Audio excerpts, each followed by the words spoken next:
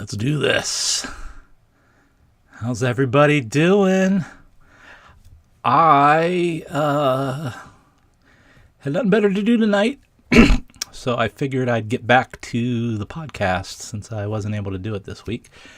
And I just said, heck with it. I'm going to do it late night because I'm up later than I normally am.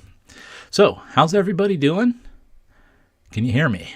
Welcome to the Toy Armada.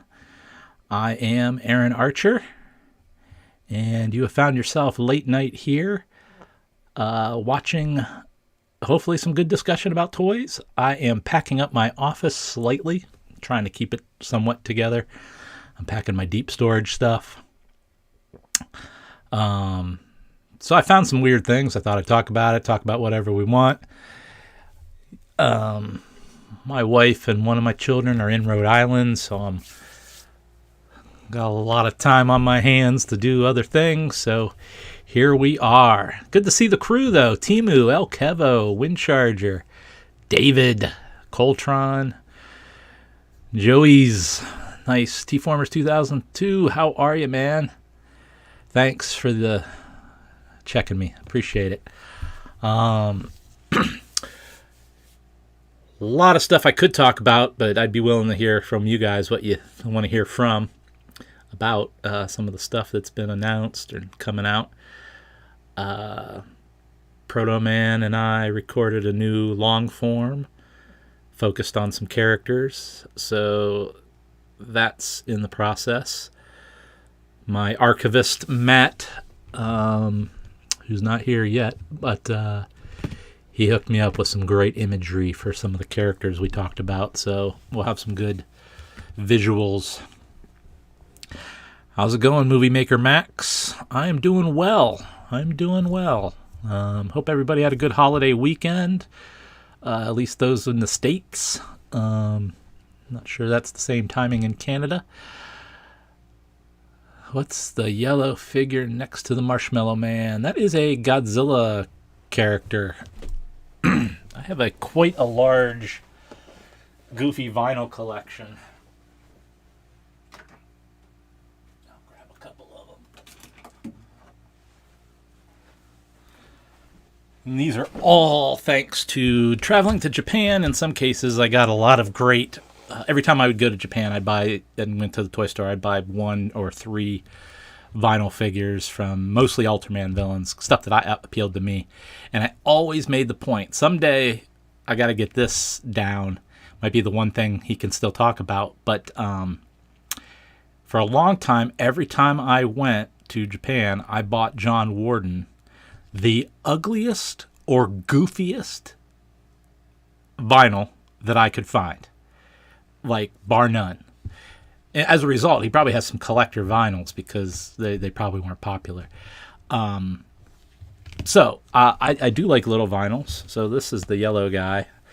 I am a fan of the visual. I'm a creative person. I am not Mr. Remember Every Detail. So I apologize, but there's no way I know this guy's name. My man Tony Prado hooked me up with all of these. If not for him, I wouldn't have 2/3 of what I have. So I got some cool doodads from him. And then this one I show every once in a while. People were like, I don't even know if they made that. So I don't know where I got this. I think I got it from Tony. Awesome, though. Just awesome. I probably have 50 of these. I wanted... let's see if I can do that. Okay, so I got this wall right here. For a while I wanted to put a shelf there and just have all my vinyls around the room. Go Bengals. But that never happened, and now we're moving, so I'll have to find a new plan.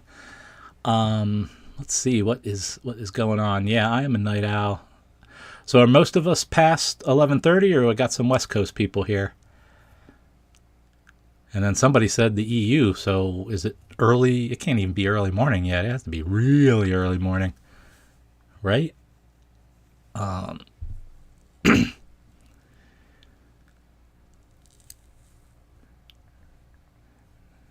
Cool.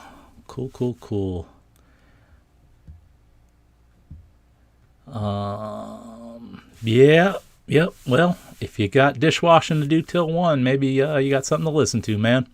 That sounds good.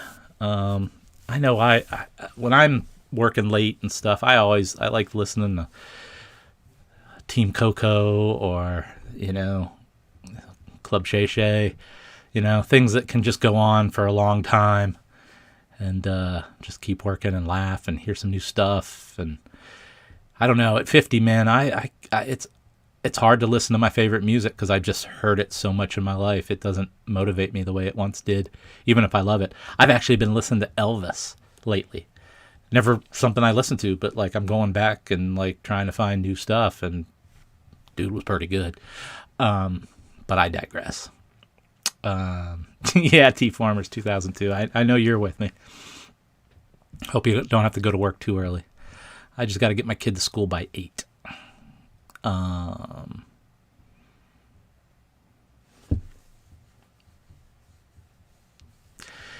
of the things us creative people do, like I have to be looking at my page or my palette or my reference.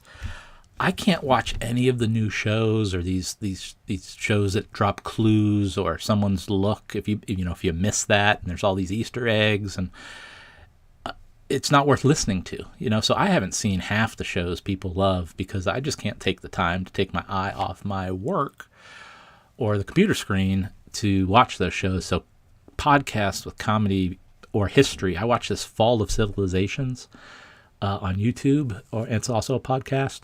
It's like 2 hours, 3 hours sometimes, and it's the full history of different cultures and what happened at the end and what that must have been like at the end of the Egyptian Empire or the end of Rome. Really cool stuff. Anyway, yeah, David, that's a good one. We don't give the kids control of the radio in our cars. They have a steady dose of 90s rock in my wife's car, and quite a potluck on mine. So, yeah, it's late night Tuesday. I'm hoping I'm not stepping on anybody's normal weekday. I try not to, everybody who has a Transformers podcast, if they've been doing it a while, I'm not going to do Wednesday. I was into watching Gerber's podcast the other day. That was pretty good. His toys from Japan. Yeah, I haven't got... That is one of the modern... Movie Maker Max, that was one of the modern toys that under my era, even though Eric Siebenaler designed that completely. I haven't got the Metroplex.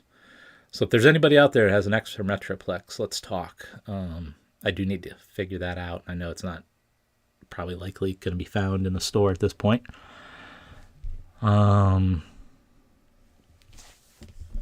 Yeah, there are too many shows to keep up with. Even shows I want to watch, I don't watch, and I give a wide berth to things. I don't automatically hate on anything. I don't have time for that. There's a lot of people who think everything has to be perfect all the time and matchy, and Star Trek Discovery is interesting to me, telling interesting stories. I don't give a crap if it connects up to that old crap that I don't remember half the details anyway. Ugh, just have fun with it. Just roll with it. Unless they're truly messing something up, but just anyway. So I agree with you, Beastly Bricks and Figs. Nice to see you here. So anyway, I am Aaron Archer. I have, for those who don't know, I'll just cover it. I'm a 20-year plus toy designer. I worked mostly at Hasbro and Kenner. Started back in the 90s and did Batman and Aliens and Star Wars and different things. But mostly people know me from a time with the Japanese brands, primarily Transformers, maybe Medabots a little bit, which I should talk about more. It's a school night. Sorry about that. Is that high school or college, Winch Charger, or are you working and have to go to school tomorrow?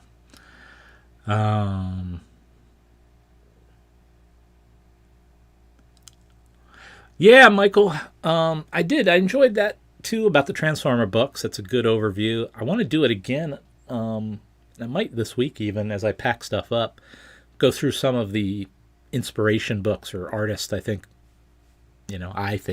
I should talk about. It's not like I'm going to give anybody a bigger platform, but I could certainly expose you guys to a few more things that you might not have heard about.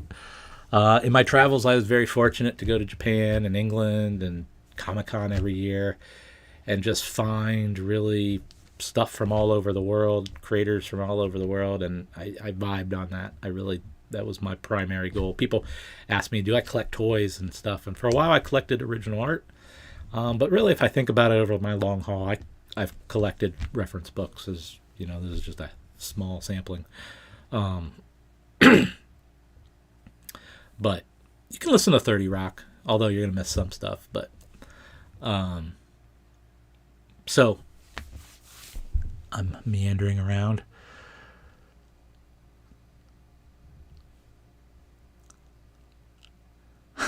Just 2 years left. That's a good way to look at it.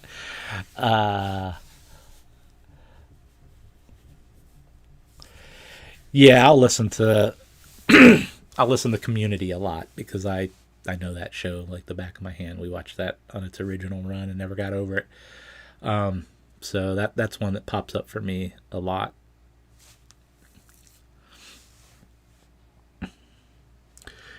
Yeah, so I do. We'll go through some good books, and there's certainly people that I'm sure you've heard of, and people maybe you've heard the names, but you not quite know what their significance might be to those of us at the time. So let's see. I want to cover a few things. One thing I have, I think at some point I'm going to get a Patreon going here soon. And I think one of the things, I have these, I had access to these from my toy guy, Happy Pappy's Toys in Canton, Ohio. He's got a lot of great unboxed stuff mostly. Well, he's got a lot of box stuff too, but he's got a great collection of things. But he hooked me up with a mint box of old school folders. Transformers old school folders. Check that shit out. That is wild, right? So that was the Autobots one. Let's see. This one's purple, so I assume it's the Decepticons. No. Well, I guess they're both the same. So anyway, got these folders from him, and I found them again. They are like barely touched. This is like a heirloom from even my childhood, which is a minute ago. Yeah, 1984. Wow. Anyway, so that'll be part of the Patreon membership package. So be on the lookout for that. But that was one of the things I found. These are so cool because I don't know. Can someone confirm, is this art anywhere else? I know the interior art is the classic, style guide art. But they're definitely painted by Matt, the guy who did all the American packaging back then. That's his style. But anyway, I found those. So what do we have to say about those? Yeah, those are pretty neat. Those are crazy.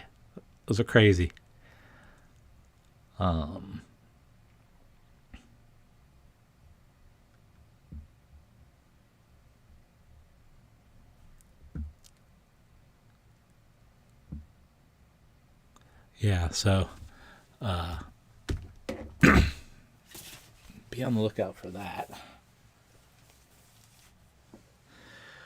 I found this guy. So a while back, at the very beginning of the long form podcasts, I told you I was detailing out these really good deal Lightyear ships that I got because I just wanted to deck them out.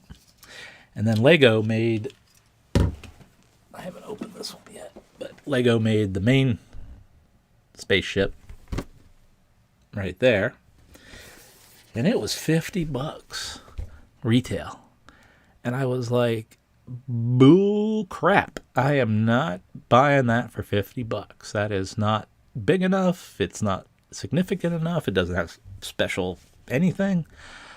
I found it at my local toy store. I got it for $15. It was already pre-built, but I don't care because I just wanted the spaceship. I have a collection of classic space and a lot of any of the space stuff they've made since. So I'm into that. So that's the shelf newness today, FYI. You can see I got Unicron going pretty well here. Probably get him done before I move and get him up on the website.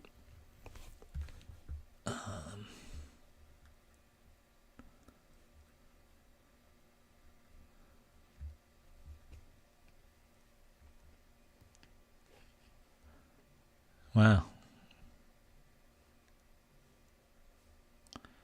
Huh.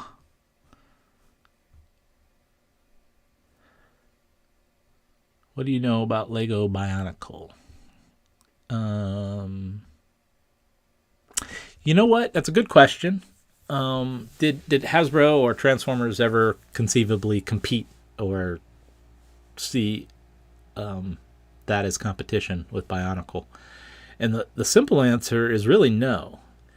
While it had entertainment, which is hearts and minds and time, the battle for the toy aisle largely is just that, within the toy aisle. So we were competing with other action figure brands, other movie promotions, and that is just how it's done. Different buyers buy different aisles, different salespeople sell to those different aisles, and even within the stores, there's different expectations per aisle as far as margin and things. So Bionicle, while it was hearts and mind competitor, it wasn't a direct concern or planning against in any significant way, because it was in that separate building aisle where I dealt with the action figure aisle.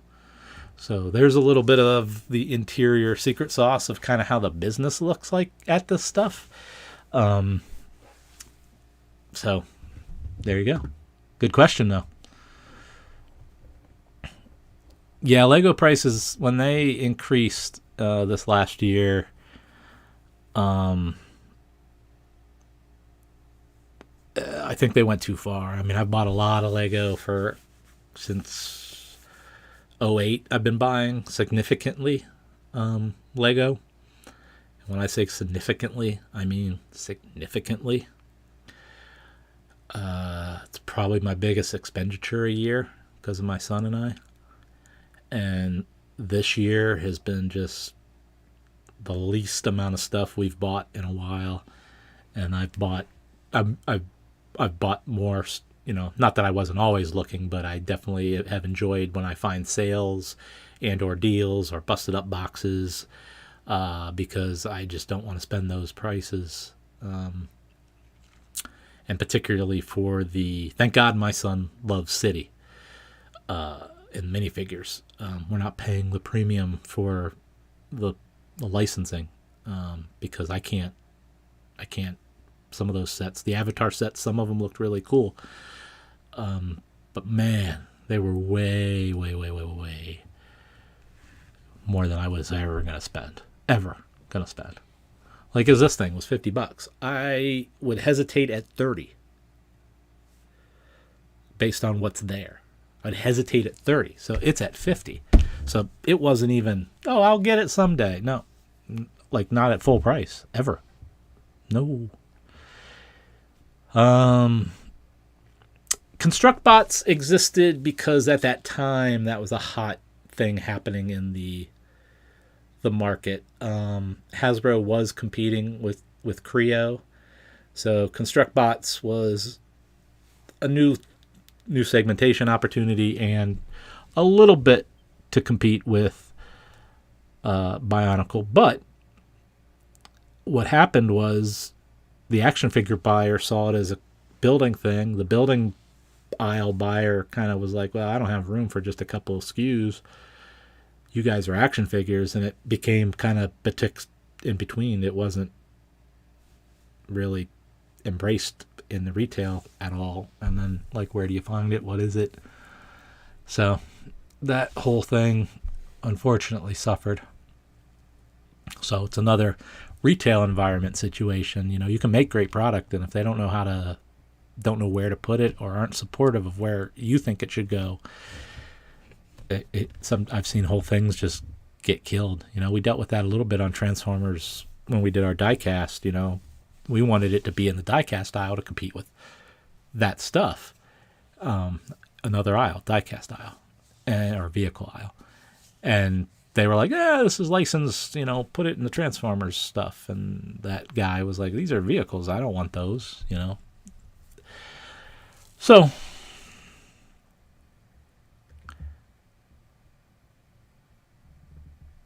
yeah, my son has, I think last count it was 8 tables full of his city. I have a whole table that's just my workstation separating bricks. Yeah, I'll have to take some photos. Movie Maker Max, you make some great points tonight. The one great thing about Transformers is that at the bare minimum, there's puzzle play. Now, that's not enough exactly, at least with the Transformer mythos, but it is a compelling thing to play with in your hands, no matter what. Not every brand has that. You got to tell more of a story, and then do you like that representation? Transformers, it doesn't almost, we've done everything, every color, every type of robot, goofy robots, strong robots, big, strong, tough. It doesn't matter. You're compelled to do the puzzle. Is it going to be easy? Is it going to be hard? How fast can I do it? You know, is there any uniqueness that you have to, you know, I always say about the car robots, if you have one guy, like, if you tuck in the Lambo, you know, like this, it's not gonna, they gotta both be, even that little forearm thing has to really be in place, or you can't do it. And, you know, so there's all kinds of permeations of that puzzle, and you just can't beat that. You just can't beat that. The brand has a ready-made thing. Batman, you have to reinvent all the time. Turtles, you got to reinvent all the time. Power Rangers, you got to reinvent all the time. There might be some paradigms, but Transformers, human nature to want to manipulate things and prove that you can do it, and you want to, you know, how fast, how are you smart enough to do it? How fast can you do it? Do you like what it becomes? So you make a great point, and that is that.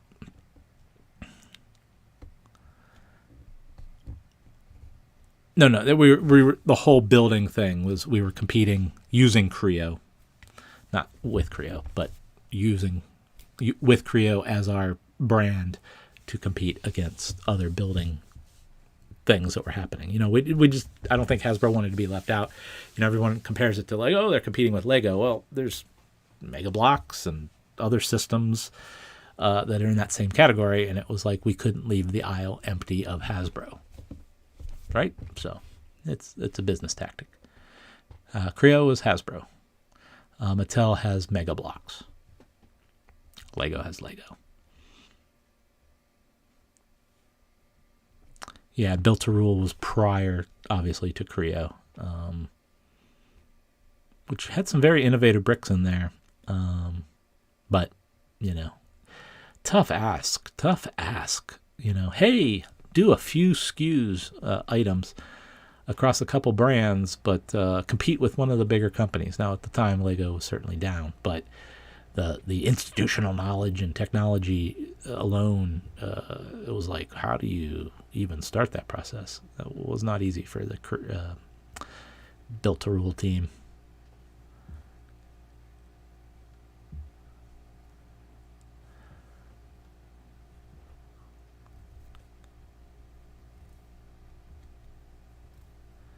Sorry, I'm reading some of these. The Lego Optimus was actually designed by Joe Kide, who worked on Transformers proper, and I brought him in and was a fan before that.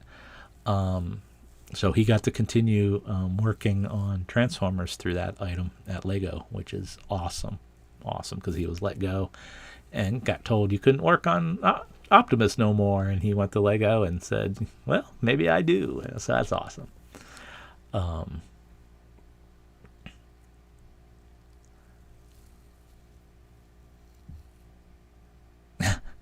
You know, if you encounter BTR when you were a kid, you know, there's you know, all toys are fun. It's just in the larger concept, and we're adults, and we're older. You know, we have opinions. My table's a little shaky today. Sorry. You know, they're interesting.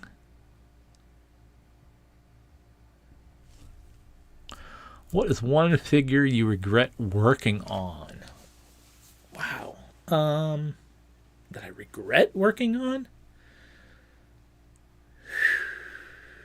I don't know if I have a concept about regret on anything that I worked on. You know, I regret some color choices from time to time, and I regret we ran out of time or something didn't cost out, but on a real regret level, I don't think I am embarrassed or ashamed to have worked on anything. Yeah. What would you like to see from the Transformer brand? Is there anything you want to see change? Well, that's a good, interesting question, Turtle. I don't know what your name is. What is that? I'm just gonna call you Sea Turtle, brother. I always feel that there's more of an opportunity to use that puzzle play pattern and tell different stories and different types of things, not related to maybe even robots and that whole thing and vehicles. There's a lot of ways you could slice that. They kind of stay within that classic form of the G1 story, you know, robots that come to Earth and transform. But there's so many ways that puzzle play could be divided up and reinvented, and you know, you don't have to give up on G1 storylines and that whole thing that obviously well established, but the play pattern alone, you could do a lot of stuff. So I'm just always surprised they don't expand their view of what that play pattern can bring. Simply, you know, they even when they do licensed stuff, Ghostbusters and Back to the Future and all of that, it's still within the same, you know, same stuff I was doing. Great stuff, fun stuff, profitable stuff. But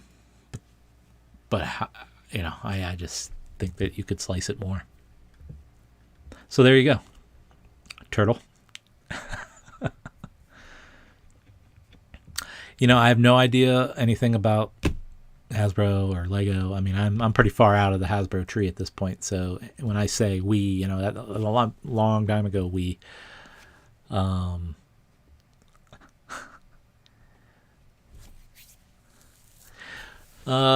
Movie Maker Max, another good question. What makes it very difficult to design robots have organic animal modes?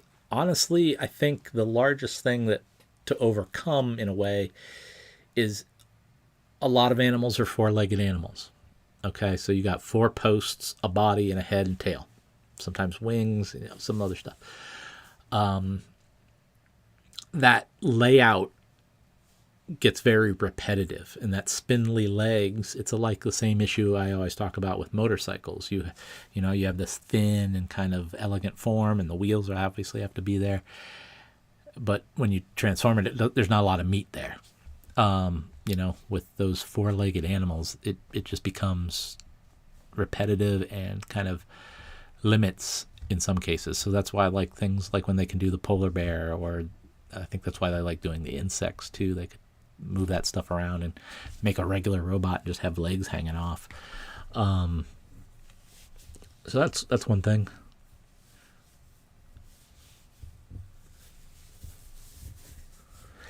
I believe that. I believe Beasley, Bricks and Figs, whenever we encounter products, toys things that we latch onto as children that we were just happy to get a gift. The gift was significant. The purchase was significant because I could, or I was someone let me. I have a fondness for these really low budget die-cast cars that were just stamped and had wheel posts put on them, and they were just very one color. You got them in the checkout line at Kmart as a kid. That was one of the things I was kind of given as shut me up to I think, I don't even know if it was $1, and you got like 5 of them. And I have a fondness of those. They're cheap, nothing toys. I'm not even sure they rolled well, but I think of them, and I think of my mom, and I think of Kmart, and I think of the times I had, and driving around with family, and so I like those cars. We imprint on whatever we imprint on because of the moment and the time and the pros and cons in our lives that made that item come into our sphere. So I it's only after the fact that we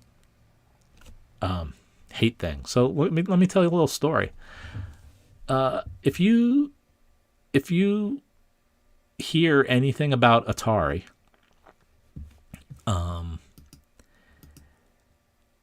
and you hear anything about the ET game that came out, you hear that it's rushed, you hear that it was crap, that they made more of them than they had Ataris to sell them to, and it was a quick turnaround and all this stuff. That is all true. They had so many of them that, they trashed them, right? I played that game. My brothers and I played that game. We enjoyed it. We didn't think crap of it. It was an Atari game. They were all crap. Okay? They were all basic. Go play them now. They're fun, but why does ET get singled out as some kind of crap game? It's because in hindsight, we all started as adults going, oh, it wasn't as good as this, and it wasn't as thrilling as River Raid. And we kind of all decide that we backwards hate.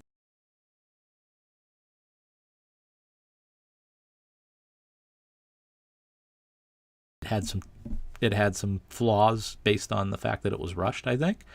But just like any game, you figured out how to overcome those. You want to go way back. Superman, the game in Atari, had some of those weird quirks.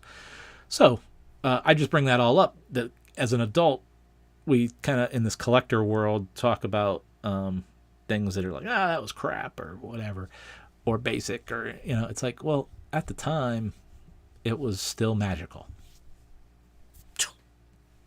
So let's enjoy the magic of it. Times change, retails, everything's changed. So there's my diatribe.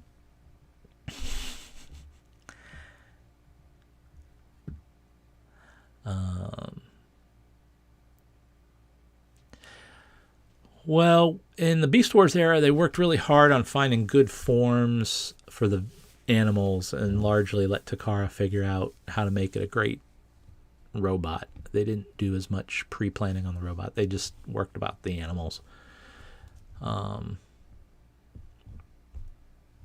Yeah, I think that's another thing, El Kevo. Brand loyalty is a newer thing, Oh, I'm into these toys, or I'm into those toys. Even as a kid, kids today, oh, I'm into this. Again, I'm a little older. I was just happy to get toys. So, I didn't like to blend my Star Wars with my G.I. Joes, but if that's what I had to do, I would, because they were my toys. But there you go.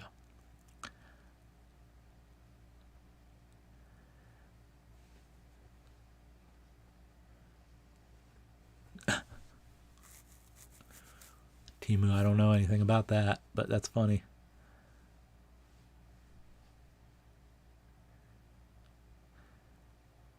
Yeah, Toys Down Under. I think you're right. There are these brands that are flash in the pan, and they might have a wave, and then the company went under or changed or something, and people have memories of them. There was a set of monsters that came out in the mid-90s that had great paint. The Merman guy had great paint. It had a little base and diorama type thing that you cut out.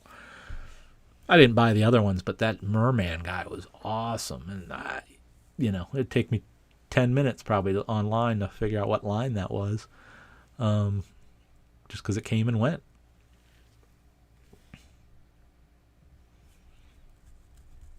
Yeah, people talk about, like, so I'm a little older, so what the ones that people come up and talk about a lot, in the era that I had just started at Kenner, people, Skeleton Warriors, if you were into that one, Mummies Alive, if you were part of that in any way. Those are two of them that come up quite a bit. I feel bad for you if you are a Vortec fan or even know what that is or want to go try to find some of it, which is Kenner's kind of Mask remake in the mid '90s. Good luck. Good luck. You're not going to find a lot of G.I. Joe Extreme out there. Cool poses, great designs, but not what the expectation was for G.I. Joe to those enthusiasts, and it didn't catch on to the Kenner action figure kid. So that line kind of came and went, right? And but I'm sure that there are people that remember it, just as there's some cool things in there.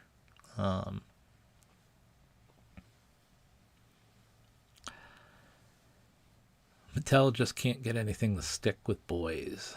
They're running out of brands to update. Yeah, Major Matt Mason. Whew, Big Jim, yeah.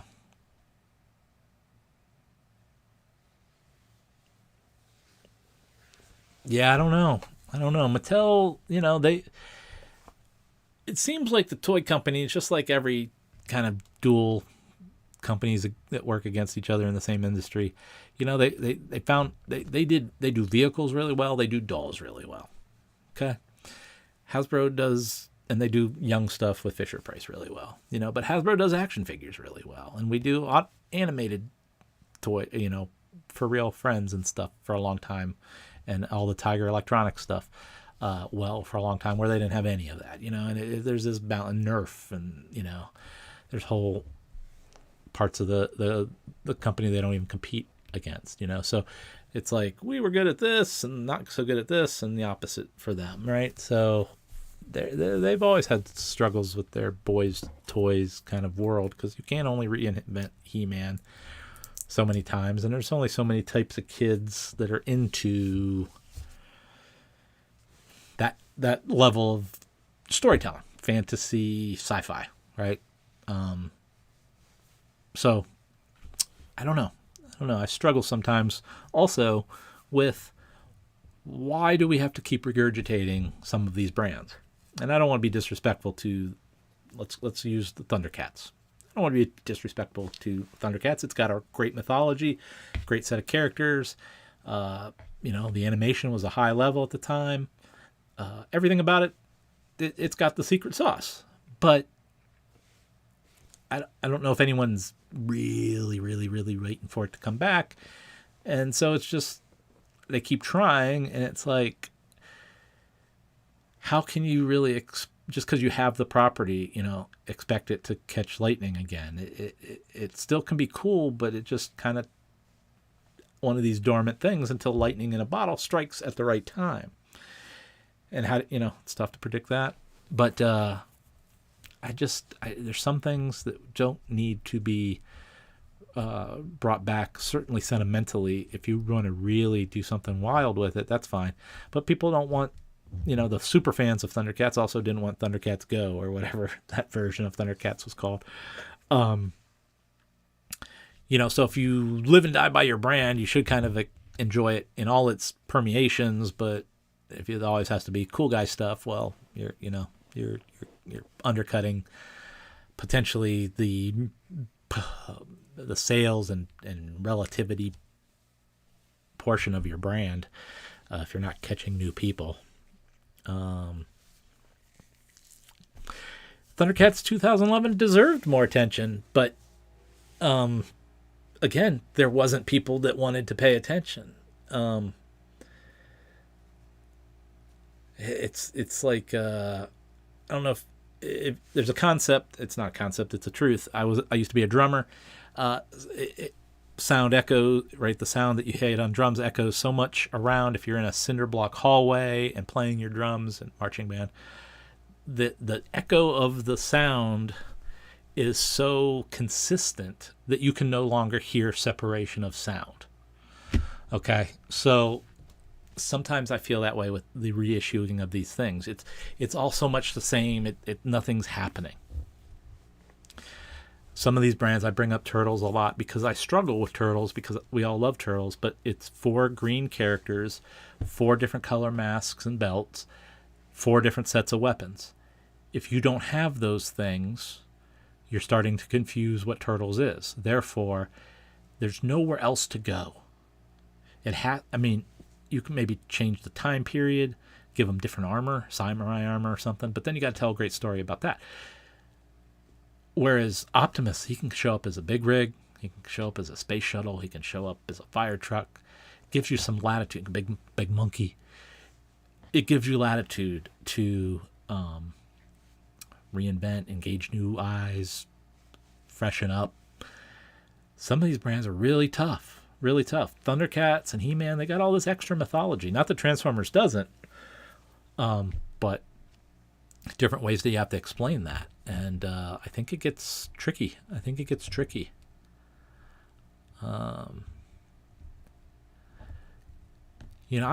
take a very weird, I lived it for so long, these brands, and seeing how they tick, and working with Lucasfilm and Warner Brothers and DC Comics and 20th Century Fox, and understanding Cartoon Network, how they view their brands, and watching how these things did or didn't work. And I have some, and having grown up with all these brands that have been reinvented now several times, along with some movies of my youth anyway, I'm thinking RoboCop, Total Recall, I sit there and I really study, like, why did they make the decision to bring this stuff out if not for this, that, and the other? And if they wanted that, then why did they make the decision to change that? Or, I'm not even getting into dangerous territory, gender swapping and stuff. I'm just talking about, like, people like these movies for certain reasons, or these stories for certain reasons. Why would you? So anyway, I digress. But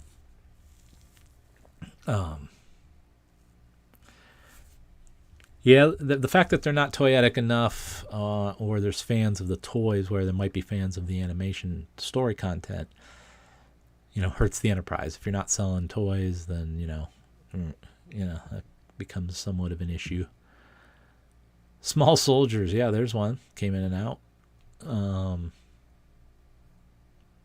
But no, you couldn't bring back that today necessarily easily.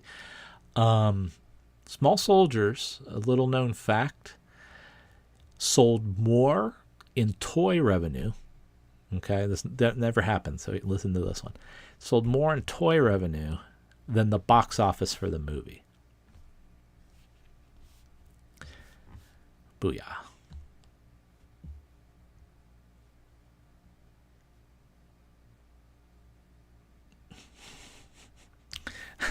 Army ants, yeah. But see, if you say army ants, there's no set thing in anyone's head. That's just full of potential. Now I'm interested. It's army ants. We say He-Man, and sometimes Transformers. I'm not gonna ignore that one. It's like, or G.I. Joe. It's like, okay, there's a whole thing, and then this, and then you gotta explain this, and how the ninjas get in this time, and I don't know. As you can see from Armada and my time on Batman, I am willing to be open about the potential of any brand to get more people intrigued by it. I do not believe in lockdown rules about characters in some way to protect it. The eyeballs and interest isn't deep enough for that crap. This isn't the Bible, and we don't want to change words, willy-nilly. There's very few people that are that dedicated that you have to concern yourself with, sadly. If you're one of those people on Transformers, I love you. We all love you. But you can't make decisions based on that farthest point of most knowledge. You got to kind of go broad, if anything. I hope I'm making sense. I'm giving a kind of a personal view. See, Rom is a good one. Rom has a look, and people remember it's this robot thing. Make it whatever. Right? You got potential there.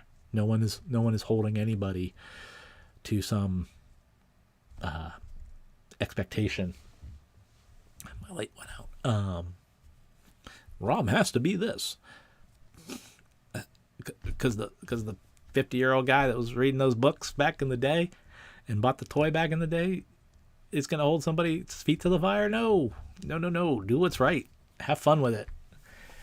Actually, I believe the more fun you have with it and kind of almost breaking rules, not to break them to be an ass, but expand and torque and tweak things like Web Diver. Those are more fun. More fun and more opportunity for, capturing kids again, uniquely.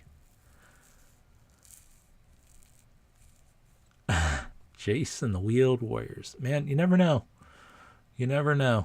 Everything works on these arcs and waves. I've talked about this before, vampires and kaiju, right, have come in and out over the last 2 decades, and there was before that 2 decades before, and there's these arcs, superheroes, and weird organic hybrid vehicle things that could come back.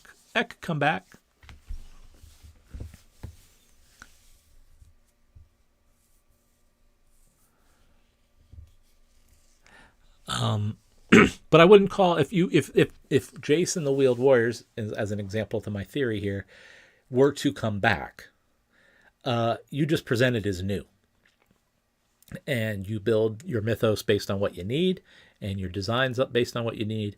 You don't go back to the original Bible and be honorific to it. You can pull from it if you own it, but make something modern, make something relevant, versus the same, and then have fun. I think you could do it. I think you could do that. But if you were self-referential to the old thing and, had the guys with the bandanas and stuff, yeah, you would shoot yourself in the foot that way. And then there's things like robotics. I don't know if anybody knew the story of robotics, or needed that one to come back, but it came back. But I haven't heard anything about it.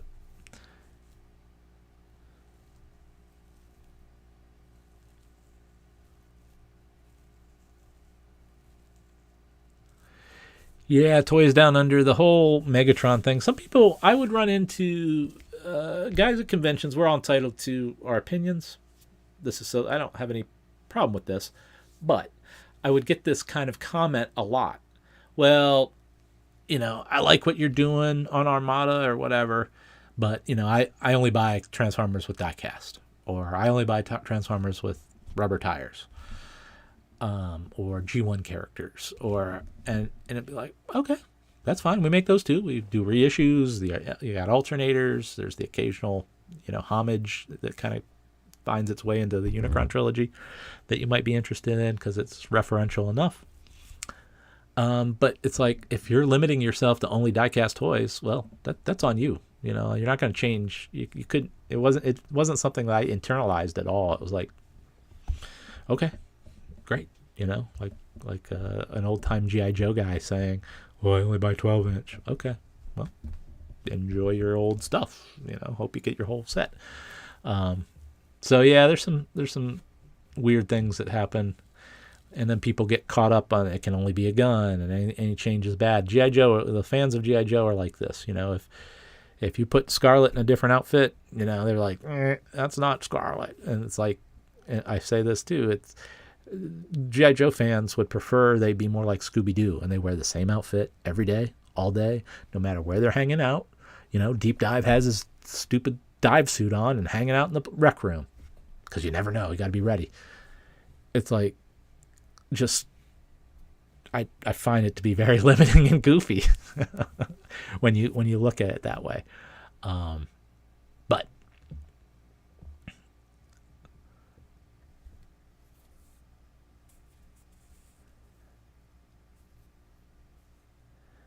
But there's a lot of ways to think about it. Thoughts on Bionicle? Were you aware of it at your time at Hasbro? We were aware of it. Actually, to be honest with you, because again, in different aisles, so the action figure buyer and aisle very different than the block construction aisle. Didn't have to follow the same rules, different expectations, and everything. So, never a direct competitor. Although we bought a heck of a lot of their packaging. I bought a lot of Bionicle packaging over the years to, experiment with. Could we do more? No, we never went that way. We put so much plastic in the Transformer product that doing screw-on caps and special packaging was just not really needed. But I probably bought more Bionicle for package reference than I did for toy competitive, if that makes sense.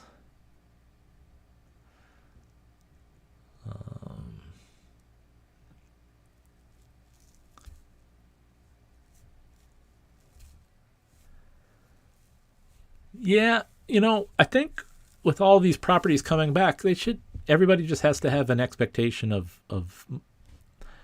the real scale of some of this stuff. Just because we all remember the title Biker Mice from Mars or Zen, the Intergalactic Ninja, doesn't always mean that I remember the full stories or I had those products and I want to get them again. They got to, do a lot more, I think, to make sure that those of us who might overlook it know why to look at it. But bigger companies can do that better than smaller companies as far as communication. After you pointed out how Armada's barrel works, its referential to the original toy barrels placement made me really appreciate it more. Loved the toy when it came out, but I think I appreciate it now more. The Armada Megatron. Yeah, that was having the barrel on the side, just like the G1 Megatron transformation. Little things like that are just those character continuations that I find to be important. Hey, David. Good to see you. Appreciate it. Yeah, we're going to move kind of midsummer after BotCon or TFCon.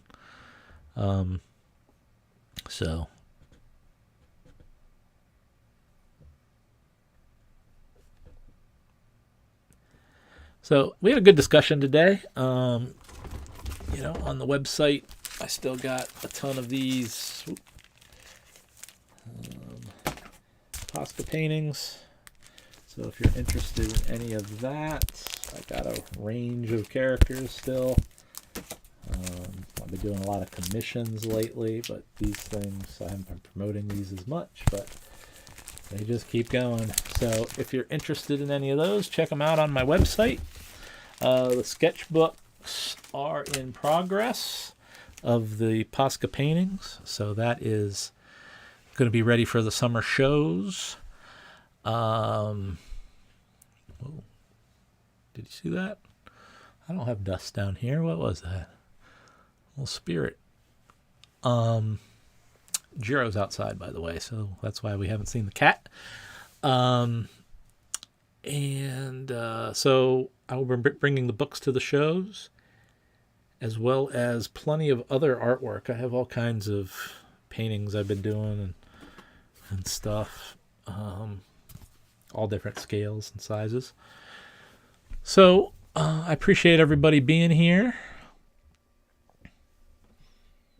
Yeah, I got a lot of T-Formers 2002. Yeah, I'm killing you with the movie characters. Sorry.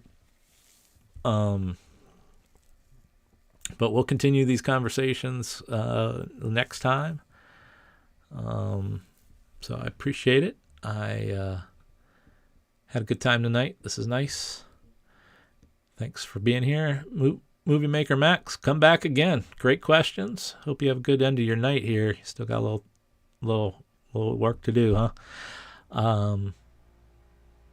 Yeah, Volume 3 will be the Posca paintings, where we have dealt with the instruction side of things, so that I don't get penalized from Hasbro for,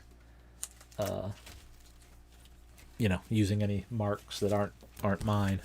Like when these original one of a kind things, it doesn't matter. These, the fact is it's paper, right? They don't own paper. But if I was to print that in a book, I don't own that logo, very simply. And I don't own the content that they make the instructions, right? So it's not my place to replicate that. So we're dealing with that. But the paintings themselves, remain and look pretty cool. So there's a movie Optimus. So that'll be cool. That's what's going on. Chaotic Neutral, hey, good seeing you. Toys Down Under, good talk. Nice to meet you. Timu and Michael and Windcharger. T-Formers. Everybody, we had a good night. I appreciate you. Probably a little late for Ninja to have found me and caught up. So, Ninja, if you watch to the end, let me know. And I'm going to go probably have some dinner, and I got some more emails to write. So thanks, everybody, for the time. And check out the website. We'll see you soon. Thank you.